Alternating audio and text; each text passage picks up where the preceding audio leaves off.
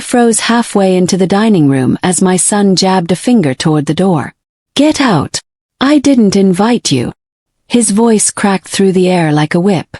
The crystal glasses I'd carefully arranged that morning caught the chandelier light. My porcelain plates gleamed on the table. Even the roast cooling on the sideboard was mine.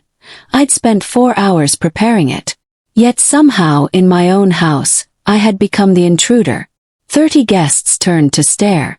Some looked away quickly, embarrassed. Others watched with curiosity, waiting to see what the middle-aged woman in the doorway would do. My son stood behind the head of the table, face flushed, jaw tight. Beside him sat Celeste Harper, her expression carefully neutral except for the tiny smile playing at the corner of her mouth. That smile told me everything. This wasn't just about my son's sudden rebellion. This was orchestrated, calculated, and I had walked straight into her trap. My hands trembled as I gripped my purse. The room spun slightly. But I didn't leave. Not yet. I needed to understand exactly what was happening in my own home. Celeste's hand rested lightly on my son's forearm. Her posture was perfect. Back straight, chin tilted just enough to look confident without seeming arrogant. She wore a navy dress I recognized from our office catalog, expensive but understated. Her blonde hair was pulled back in a sleek ponytail. Everything about her screamed professionalism and control. She was younger than me by 15 years, sharper in ways that made corporate leaders notice her. When she smiled at the other guests, they smiled back automatically. She had that effect on people.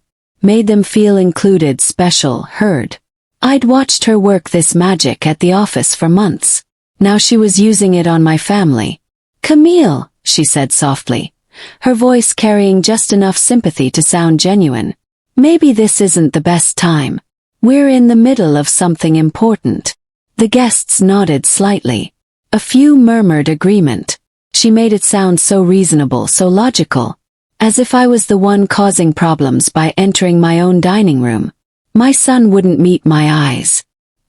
He stared at the tablecloth instead, his jaw working like he was chewing words he didn't want to say. The warning signs had been building for months, though I hadn't recognized them until now. Started with small things. My son began coming home later, claiming he'd been at Celeste's apartment working on projects.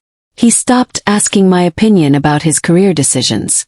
When I offered advice during dinner, he'd sigh heavily and say, "You don't understand how things work anymore, Mom." The words stung, but I brushed them off. Then came the lunch meetings I wasn't invited to. The inside jokes at the office that excluded me. The way Celeste would finish my sentences in meetings, making my ideas sound like they'd originated with her. I caught her deleting draft files from shared folders once. When I confronted her, she apologized sweetly, blaming a technical glitch. Leadership believed her because she was charming and agreeable. I was just the older woman who seemed threatened by new talent. My son started echoing her phrases. "Maybe you should step back, Mom. Let the younger generation take the lead." Words that sounded like his but carried her fingerprints all over them. I'd been too slow to see it. Too trusting. Too naive. I turned without a word and walked down the hallway toward my study. Behind me, I heard Celeste's voice rise cheerfully. "Okay everyone, let's continue. This is supposed to be a celebration." Laughter followed. The clink of glasses. The party resumed as if I'd never been there. My hands shook as I closed the study door. The familiar scent of old books and lavender candles steadied me slightly. This room was mine. Really mine. The only space in the house that Celeste hadn't infiltrated yet. I sat at my desk and opened my laptop. The screen glowed blue in the dimming light. For months, I'd been documenting everything. Not out of paranoia but out of professional habit. Marketing strategies, campaign drafts, client presentations. I kept backups of everything. Timestamps showed exactly when each file was created and who modified it. Email trails revealed who originated which ideas. Metadata didn't lie. I pulled up a folder labeled Project Archive and began scrolling through. Every stolen concept, every erased contribution, Every meeting where my work was presented as someone else's, it was all here. Organized, dated, irrefutable. My breathing slowed. Panic faded. This wasn't over. Not even close. My name is Camille Thornton. I'm 43 years old, a marketing strategist with 16 years of experience in brand development. I've built campaigns that generated millions in revenue. I've trained countless junior employees who went on to leadership positions. I raised my son alone after his father walked out when he was 6. I paid for this house, every mortgage payment, every repair, every improvement. I wasn't wealthy, but I was stable, reliable. The kind of person who showed up, did the work, and didn't ask for recognition. Maybe that was my mistake. I operated behind the scenes while others took credit.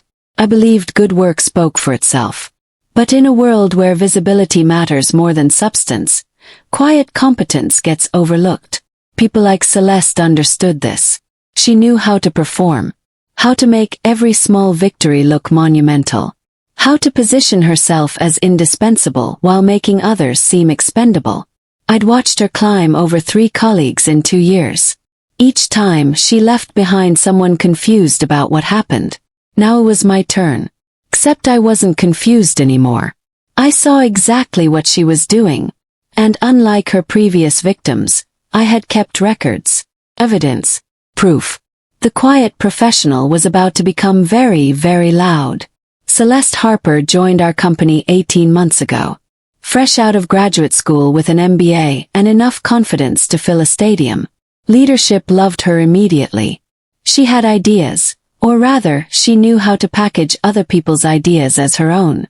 In her first month, she sat in on a brainstorming session where I outlined a complete campaign strategy for a new client. She took notes, nodded enthusiastically, and praised my creativity. 2 days later, she presented the same strategy to our director, framed slightly differently, with her name on the proposal document. When I confronted her privately, she looked genuinely confused. "Oh, Camille, I thought we were collaborating. I'm so sorry if there was miscommunication. Let's make sure we're clearer next time." Her apology seemed sincere. I let it go. The pattern continued.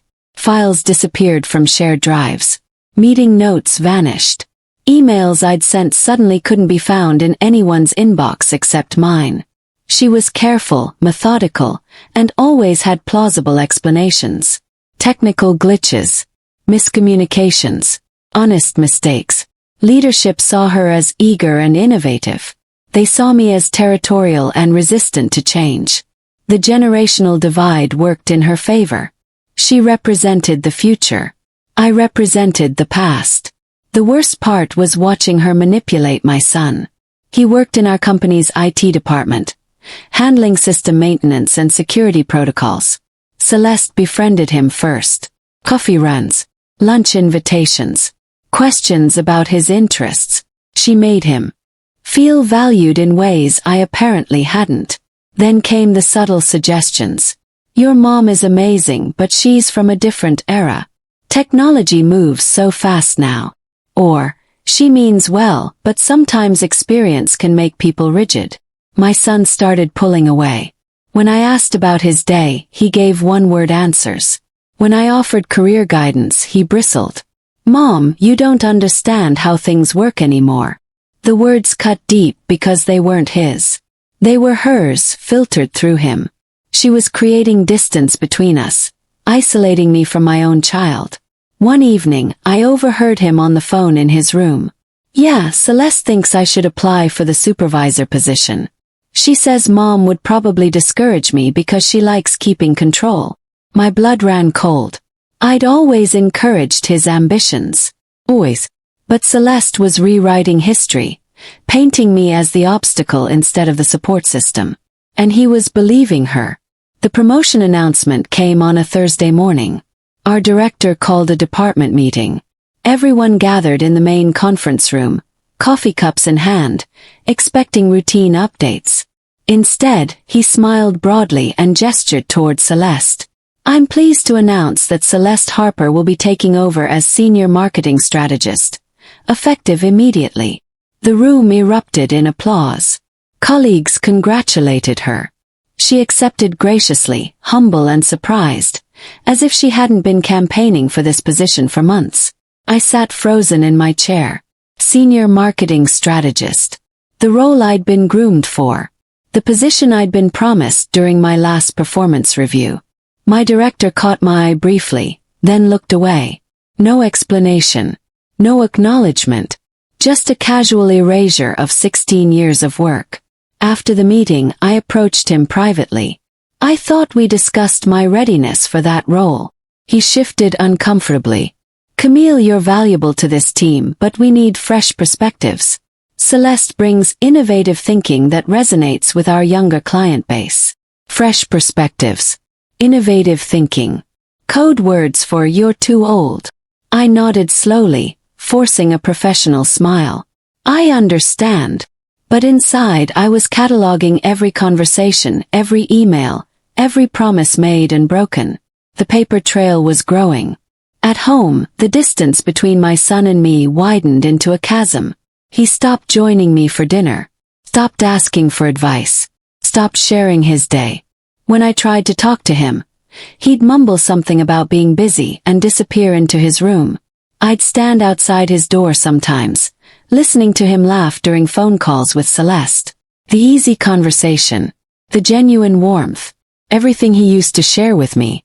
One Saturday morning, I found him in the kitchen making coffee. I seized the opportunity. "We should talk," I said gently. He sighed. "About what?" "About us. About what's changed." He poured his coffee slowly, not looking at me. "Nothing's changed, Mom. You're just too controlling. You always have been." The words hit like a slap. Controlling. I've always supported your choices.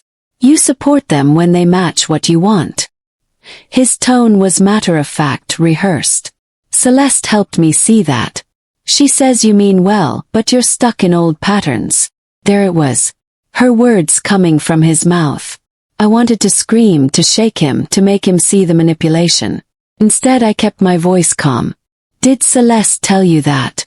Or did you figure it out yourself?" He looked at me finally, his expression hardening. "Why do you always make everything about you?" At work, the psychological warfare intensified. Celeste scheduled meetings during times she knew I had other commitments. She'd apologize sweetly afterward.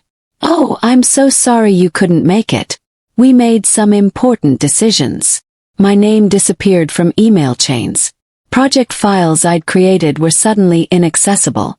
When I asked our IT department for help, they said the permissions had been reorganized for efficiency. My son worked in IT. He was reorganizing me out of my own projects. Celeste started sitting in my usual seat during team meetings. Small thing but symbolic.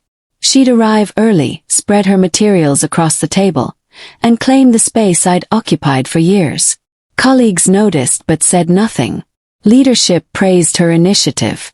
"Celeste really takes charge," our director commented once. I wanted to say, "She's erasing me systematically," but it would sound paranoid, bitter. Exactly how she wanted me to appear. So I smiled, took a different seat, and continued documenting everything. Every exclusion. Every stolen idea. Every calculated move. The folder on my laptop grew thicker. Metadata showed original creation dates. Email timestamps proved who sent what first. I was building a case, brick by brick, while everyone thought I was fading quietly into irrelevance. The dinner invitation came via email. Celebrating new leadership. Casual gathering at Camille's house. Saturday 7 p.m. My house. She was hosting a celebration at my house. I read the email 3 times, certain I'd misunderstood. But no, there it was. My address. My home. Being used for her victory party. Called my son immediately. "Did you authorize Celeste to host a party at our house?" He sounded annoyed. "Our house? You mean your house?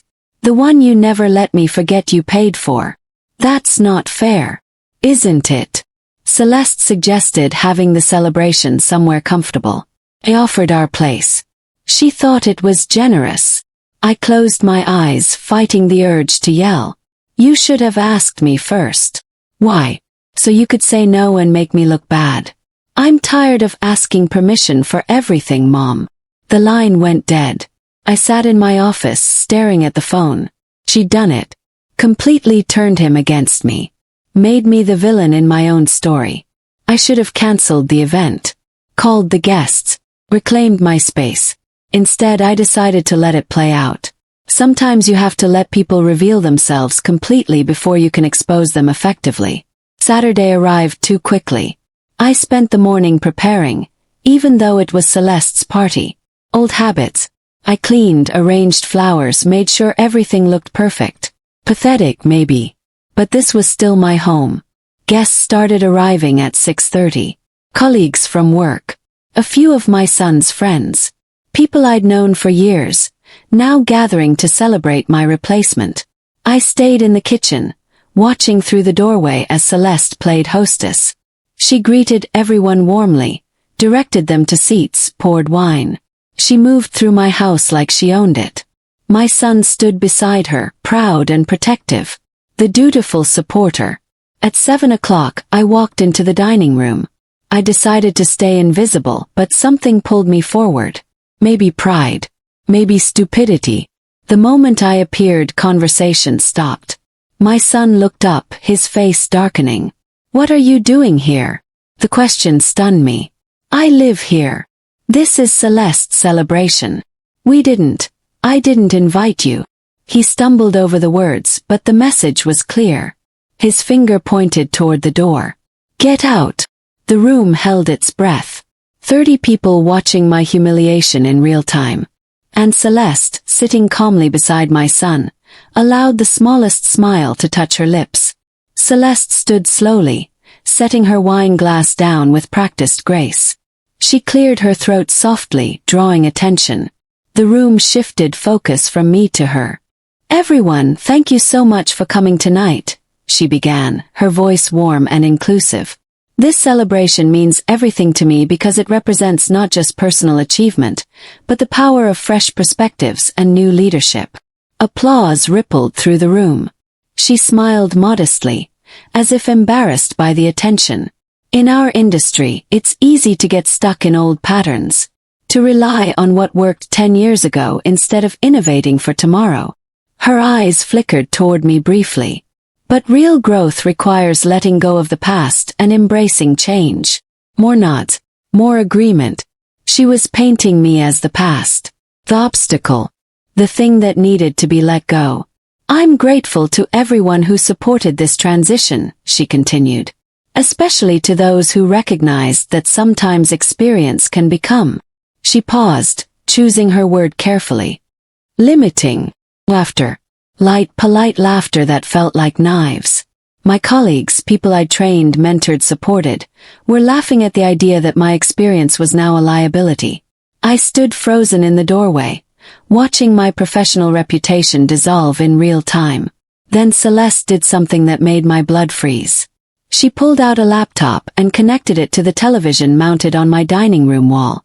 I wanted to share something special tonight, she said, clicking through files. A preview of our upcoming campaign strategy. The screen lit up with slides. My slides. Graphics I'd designed. Market research I'd compiled. Taglines I'd written during late nights at my kitchen table. Every single element of the presentation was mine. Dates proved it. File metadata would show it. But she was presenting it as hers.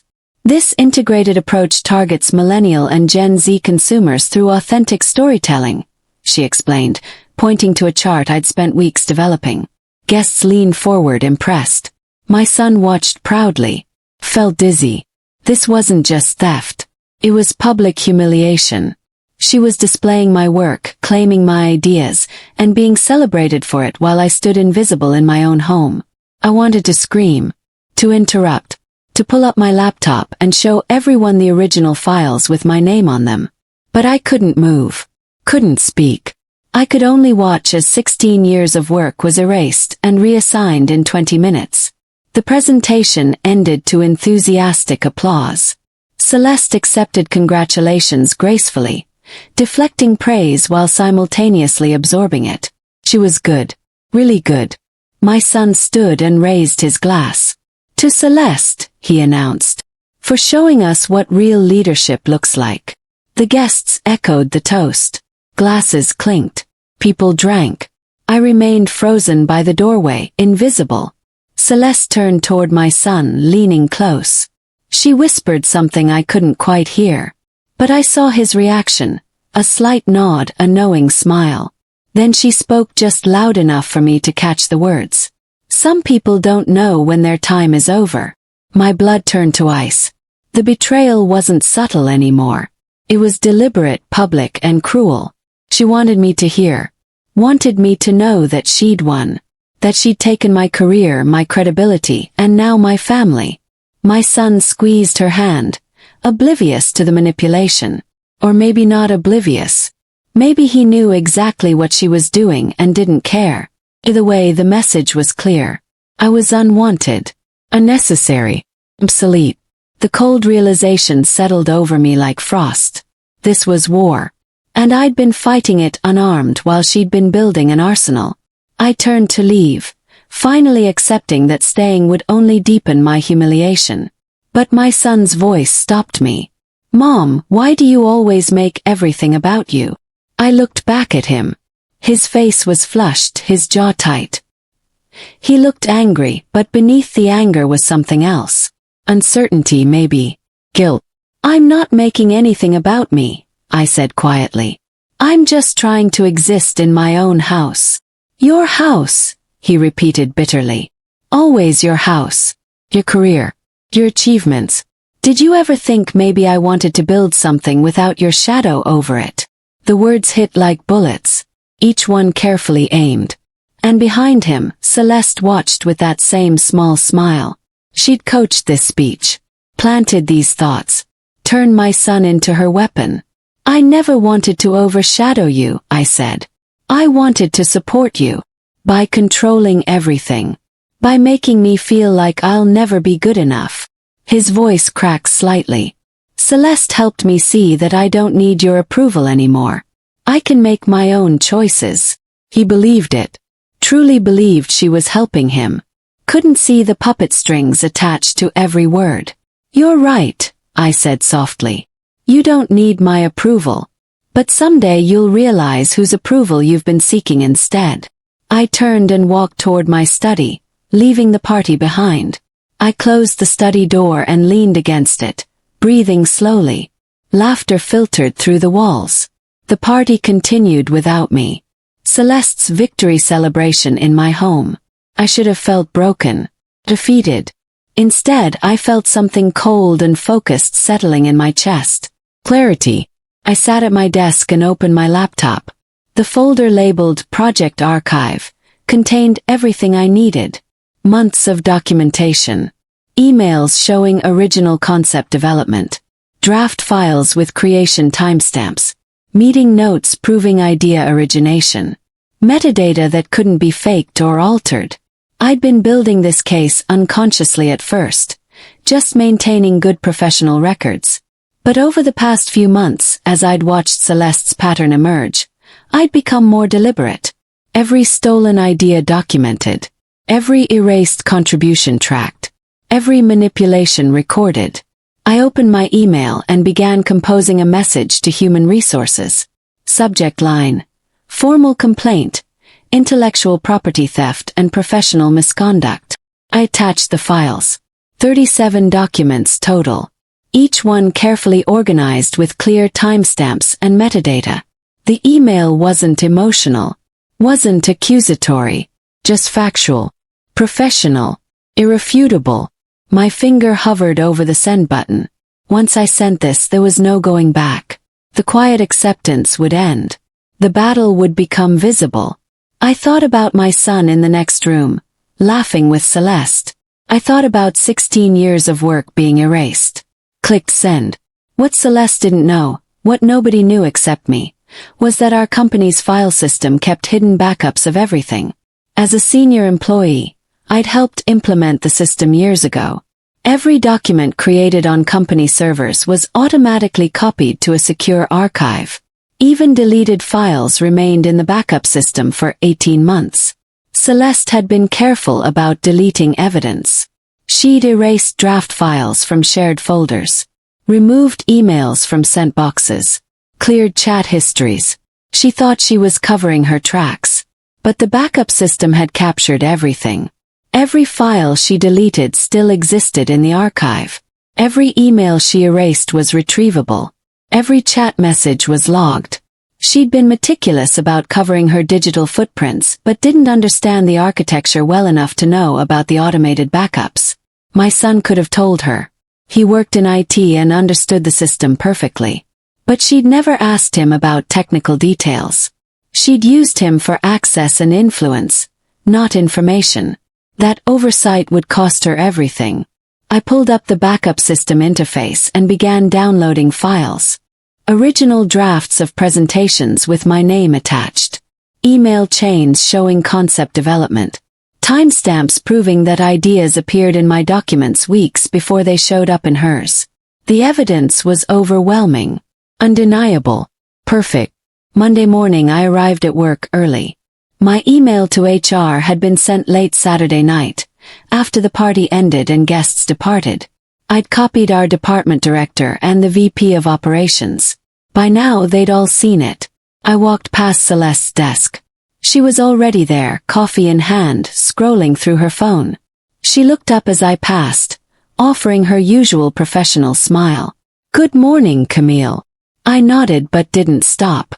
My office was at the end of the hall. Small, windowless, but mine. I settled at my desk and waited. 9:15 my phone rang. HR. "Camille, we need you to come to conference room B immediately." I gathered my laptop and walked down the hallway. The conference room door was closed. I could see figures through the frosted glass. When I entered, 5 people were already seated. Our HR director, the VP of operations, our department director, the chief legal counsel, and an IT manager I recognized but didn't know personally. "Thank you for coming," the HR director said. Her expression was carefully neutral. "We've reviewed your complaint. We need to ask some questions and verify certain claims." He nodded. "Of course." For the next hour they walked through my documentation, asking questions, cross-referencing dates, verifying metadata. The IT manager pulled up backup files, confirming that deleted documents matched my copies exactly. The legal counsel took extensive notes. Nobody smiled. Nobody offered reassurance. But I could see it in their faces. They believed me. The evidence was too solid to dismiss. At 11 o'clock, they called Celeste in. I was asked to wait in a separate office. Through the thin walls, I could hear muffled voices.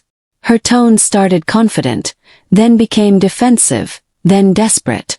The meeting lasted 90 minutes. When it ended, Celeste emerged pale-faced. She didn't look at me as she walked past. The HR director appeared in my doorway minutes later. "We're conducting a full investigation. In the meantime, we're placing Celeste on administrative leave pending review." I nodded slowly. "What about the promotion?" "That decision is on hold until we complete our investigation." I pause. "Camille, I want to be clear. If your allegations are substantiated, this is serious misconduct. Career-ending serious. We take intellectual property theft very seriously." "I understand." She studied me for a moment. "Why didn't you come forward sooner?" It was a fair question. "Because I wanted to be absolutely certain," I said quietly. "And because I knew nobody would believe me without overwhelming proof." She nodded slowly. "Well, you have that now." After she left, I sat alone in my office. The building felt different. Quieter. People were talking, I could sense it. Word was spreading. Check my phone. 3 missed calls from my son. 2 voicemails. I didn't listen to them. Not yet. First, I needed to see this through. The investigation would take days, maybe weeks. But I'd already won. I just had to wait for everyone else to realize it. The investigation moved faster than expected. By Wednesday afternoon, HR had interviewed 15 people. Colleagues admitted they'd noticed inconsistencies. Junior staff members revealed that Celeste had asked them to backdate documents. The IT department confirmed that she'd requested special access to file systems, claiming she needed it for project management. My son was interviewed Thursday morning. He was in the conference room for 3 hours. When he emerged, his face was ashen. He walked past my office without stopping. That evening, I received an email from HR. Investigation complete. Meeting scheduled tomorrow 9 a.m. I barely slept that night. Not from worry but from anticipation. Friday morning arrived cold and gray. I dressed carefully. Professional but not defensive. I wanted to look like someone who'd been right all along. The conference room was full when I arrived. The same team from Monday, plus our company president. Celeste sat alone on one side of the table. I took a seat across from her. She didn't meet my eyes. The HR director began reading from a document. After thorough investigation, we've concluded that Celeste Harper engaged in systematic intellectual property theft, document manipulation, and professional misconduct. Celeste's shoulders sagged. The evidence is irrefutable. Accordingly, Ms. Harper's employment is terminated effective immediately. Her promotion is revoked. All projects will be reassigned to their original creators. The HR director continued. Furthermore, we've identified significant gaps in our project attribution systems. Moving forward, we'll implement stricter documentation requirements. She turned to me. Camille, we owe you an apology. Your contributions were not properly recognized. We're correcting that now. The company president spoke for the first time. Camille, we'd like to offer you the senior marketing strategist position, along with a formal apology and compensation for the distress this situation caused. I sat quietly, absorbing the words. Victory tasted different than I'd imagined. Less sweet, more bitter. Celeste stood abruptly. This is ridiculous. You're all making a huge mistake. Ms. Harper, the legal counsel interrupted. I'd advise you not to say anything further. You'll be escorted out shortly. 2 security officers appeared in the doorway. Celeste looked around wildly, searching for support. Finding none. This isn't fair, she whispered. But nobody responded. She gathered her things slowly, hands shaking. As she passed my chair, she stopped. You ruined me. I looked up at her finally. No, you ruined yourself. I just documented it. Security escorted her out. The conference room fell silent. After a moment, the president cleared his throat. Camille, do you accept our offer? I thought about 16 years of work. The humiliation, the theft, the manipulation. Yes, I said simply. I accept. They smiled relieved. But I wasn't finished. On one condition. What condition? The president asked. I want transparency. Every project needs clear attribution. Every idea needs documented origination. No more ambiguity about who created what. He nodded slowly. That's fair. We'll implement new protocols immediately. And one more thing. I pulled out a folder I'd been carrying. My son needs to be interviewed about his role in providing Celeste access to systems and files. If he knowingly helped her, there should be consequences. The room went quiet. The HR director shifted uncomfortably. Camille, are you sure? He's your son. Which is exactly why I can't ignore it, I said firmly. If we're cleaning house, we clean it completely. They agreed reluctantly. The meeting ended. I returned to my office and finally listened to my son's voicemails. The first was angry. Mom, what did you do? Celeste is devastated. HR is asking me all these questions. This is your fault. The second was different. Quieter. Uncertain. Mom, I need to talk to you. I think I made a mistake. Call me back. Please. I deleted both messages. I wasn't ready to talk yet. He needed to understand the full weight of what had happened, what he'd helped cause. That evening I drove home slowly. The house felt empty. My son's car wasn't in the driveway.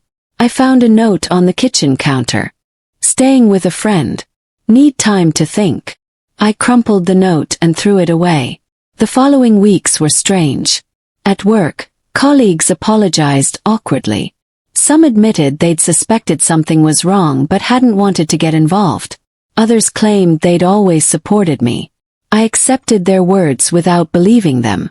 My new role came with a larger office, a significant raise, and actual authority. I assembled a team carefully, hiring people who valued transparency. We implemented new documentation systems. Every idea was logged with timestamps and attribution. No more ambiguity. No more theft. At home the silence was heavy. My son returned after 4 days. We sat across from each other at the kitchen table, the same table where I'd raised him alone. HR cleared me, he said quietly. I didn't knowingly help her steal anything. I just gave her normal access. He nodded.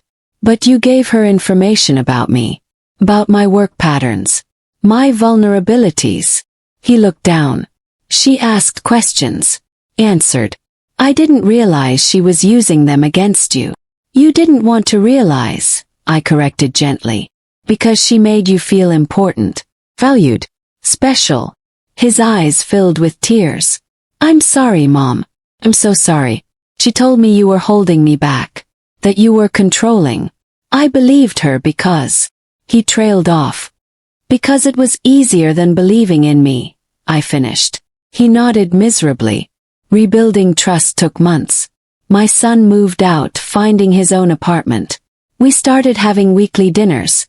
Neutral territory, casual restaurants. Slowly, carefully, we rebuilt what Celeste had destroyed. He started therapy to understand how he'd been manipulated. I did too, working through the pain of betrayal. At work, I mentored junior employees properly. Teaching, not competing. Supporting, not undermining. I made sure everyone received credit for their contributions. The toxicity began to fade. One evening, 6 months after everything fell apart, I was leaving the office late. The parking garage was nearly empty. As I approached my car, I saw someone standing near the elevator. Celeste. She looked thinner, tired. Her expensive clothes were gone, replaced by jeans and a plain jacket. Camille, she said quietly. I stopped, keys in hand. What do you want? I wanted to say I'm sorry. I studied her face. The confidence was gone. The calculation. She looked human finally. Broken. I was desperate, she continued. In debt. Trying to prove myself. I made terrible choices. You didn't just make choices, I said calmly. You systematically destroyed people to advance yourself. You manipulated my son. You stole my work. You almost cost me everything. She nodded, tears streaming down her face. I know. No. And I'll regret it forever. Felt nothing.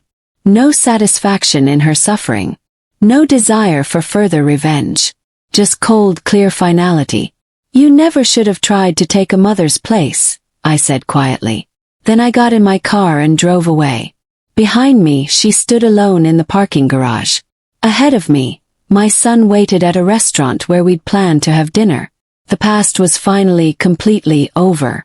And the future, my future, stretched out bright and unburdened before me.